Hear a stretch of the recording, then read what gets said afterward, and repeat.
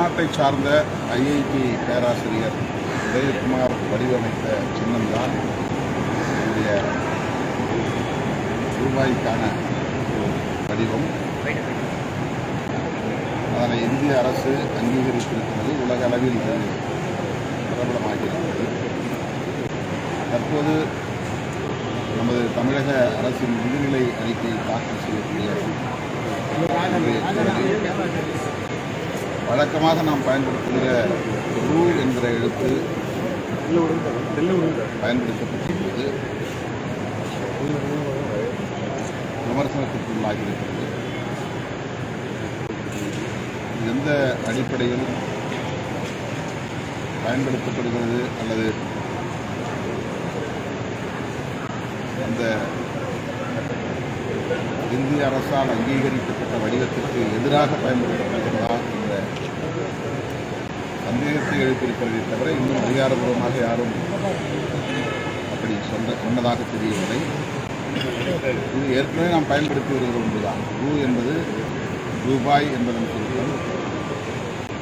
பொதுவாக நகரத்தில் தமிழ் எழுத்து தொடங்காது. அதனால் பயன்படுத்துகிற போது முன்னால் விவரம் ரூ போட்டு ரூ போடுவது வழக்கம். அவ்வாறும் இது பயன்படுத்தப்படவில்லை. வெறுமன பழைய நடைமுறையை அப்படியே பின்பற்றியிருக்கிறார்கள். இது குறித்து தமிழக அரசு தான் விளக்கம் அளிக்க வேண்டும்.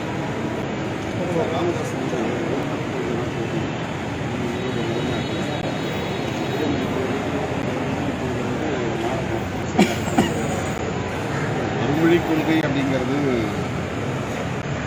நல்ல முயற்சி, பயிற்சிக்குரிய ஒரு வாதம் தான். ஆனால் உலகளாவிய அளவில் பிற இனங்களோடு நாம் இணைந்து இயங்குவதற்கு ஒரு புது மொழி தேவைப்படுகிறது. இந்தியர்களோடு மட்டுமல்ல, உலகளாவிய அளவில். ஆங்கிலம் பரவலாக பல உலக நாடுகளில் பயன்பாட்டில் இருக்கிறது என்பதை நாம் அறிவோம். இந்தியாவிலும் ஆங்கிலம் ஒரு இணைப்பு மொழியாக இருப்பதை அறிவோம். எனவே தாய்மொழியோடு இன்னொரு மொழியை கற்றுக்கொள்வது என்கிற இருமொழி கொள்கை மிகவும் பொருத்தமானது. இந்திய நாட்டின் ஒருமைப்பாட்டுக்கும் ஒற்றுமைக்கும் ஏதுவானது.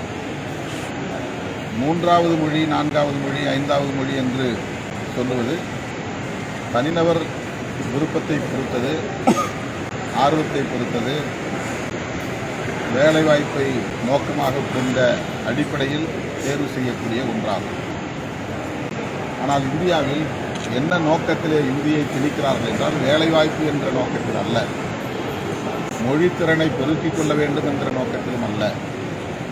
இந்தியாவுக்கு ஒரே மதம் இருக்க வேண்டும் என்பதைப் போல ஒரே மொழி இருக்க வேண்டும். அப்போதுதான் இதை ஒரே தேசமாக உருவாக்க முடியும் என்பது டெல்லியிலே ஆட்சிக்கு வரக்கூடிய ஆட்சியாளர்களின் நோக்கமாக இருக்கிறது. அதற்காக அவர்கள் ஆங்கிலத்தை அந்நிய மொழி என்பதைப் போல ஒரு வெறுப்பை விதைக்கிறார்கள். இந்தியை இந்தியாவின் ஒரே ஆட்சி மொழியாக, அலுவல் மொழியாக, அனைத்து பயன்பாட்டுக்கும் உரிய மொழியாக மாற்ற வேண்டும். இந்தியாவின் ஒரே மதம் இந்து மதமாகவும் ஒரே மொழி இந்தி மொழியாகவும் மாறும்போதுதான் நாம் ஒரே இந்திய உணர்வுள்ளவர்களாக, இந்தியர்களாக மாற முடியும் என்ற கணக்கில் அவர்கள் இதை செய்கிறார்கள். ஆகவே இந்திய அரசமைப்பு சட்டம் அனுமதித்துள்ள பன்மைத்துவத்தை சிதைக்கிற முயற்சி, அந்த அடிப்படையில் தான் இந்தியை நாம் திணிக்கக்கூடாது என்று சொல்லுகிறோம், படிக்கக்கூடாது என்று சொல்லவில்லை. இந்தியை விரும்பி படிக்கிறவர்கள் படித்துக் கொண்டுதான் இருக்கிறார்கள். இந்தியை படித்தால் வேலைவாய்ப்பு உறுதிப்படும் என்றால் இந்தியை படிப்பதை யாராலும் தடுக்க முடியாது. தமிழர்களாக இருந்தால் கூட இந்தியை படித்தால் உடனே வேலைவாய்ப்பு கிடைக்கும் என்று உறுதிப்படுத்தப்பட்டால் தமிழ்நாட்டில் இருப்பவர்கள் இந்தியை தேடி தேடி போய் படிப்பார்கள். அதை யாராலும் தடுக்க முடியாது. ஆனால் அப்படி யாரும் இந்தியை தேடி தேடி போய் படிக்கவில்லை, இவர்களாகத்தான் திணிக்கிறார்கள். எனவே இந்தியை படிப்பதால் வேலைவாய்ப்பு கிடைக்கும் என்பதெல்லாம் ஒரு மாயத் தோற்றம். அதுவெல்லாம் வெறும் கற்பனை, கட்டுக்கதை. இந்தியை அவர்கள் திணிப்பதற்கு உண்மையான காரணம் எதிர்காலத்தில் இந்தியாவின் ஒரே மொழியாக, எல்லாராலும் பேசப்படக்கூடிய ஒற்றை மொழியாக இந்தி மாற வேண்டும் என்பதுதான். மத்திய பிரதேசம், உத்தரப்பிரதேசம், ராஜஸ்தான் போன்ற அந்த மத்திய பகுதியில் உள்ள மாநிலங்களில் தாய்மொழியை கடுமையாக சிதைத்துவிட்டார். அந்த பூர்வீக குடிமக்களின் தாய்மொழி சிதைக்கப்பெற்று அவர்கள் மீதும் இந்தி திணிக்கப்பெற்று இன்றைக்கு 9 மாநிலங்கள் இந்தியை பேசக்கூடிய மாநிலங்களாக மாற்றியிருக்கிறார்கள். அதைப்போல எல்லா மாநிலங்களையும் இந்தி பேசும் மாநிலங்களாக மாற்ற வேண்டும் என்பது அவர்களின் நோக்கம். இந்த நோக்கத்தை, ஆதிக்க போக்கை நாம் எதிர்க்கிறோம்.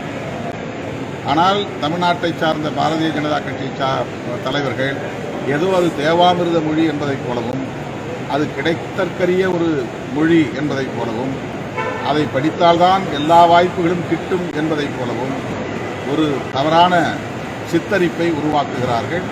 அது ஏன் ஏழை குழந்தைகளுக்கு கிடைக்கக்கூடாது, எல்லோருக்கும் கிடைக்கிற தேவாமிர்தம் ஏழை குழந்தைகளுக்கு கிடைக்கக்கூடாதா என்பதைப் போல அதன் மீது ஒரு புனிதத்துவத்தை ஏற்ற முயற்சிக்கிறார்கள்.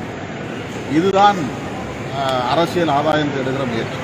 நம்முடைய எதிர்ப்புக்கு காரணம், இந்தியாவின் ஒற்றை மொழியாக இந்தியை ஆக்குவதை ஏற்க மாட்டோம். யார் மீதும் திணிக்கக்கூடாது, ஆதிக்கம் செலுத்தக்கூடாது, பன்மைத்துவம் பாதுகாக்கப்பட வேண்டும். இந்த அடிப்படையில் தான் இந்தியை எதிர்க்கிறோம்.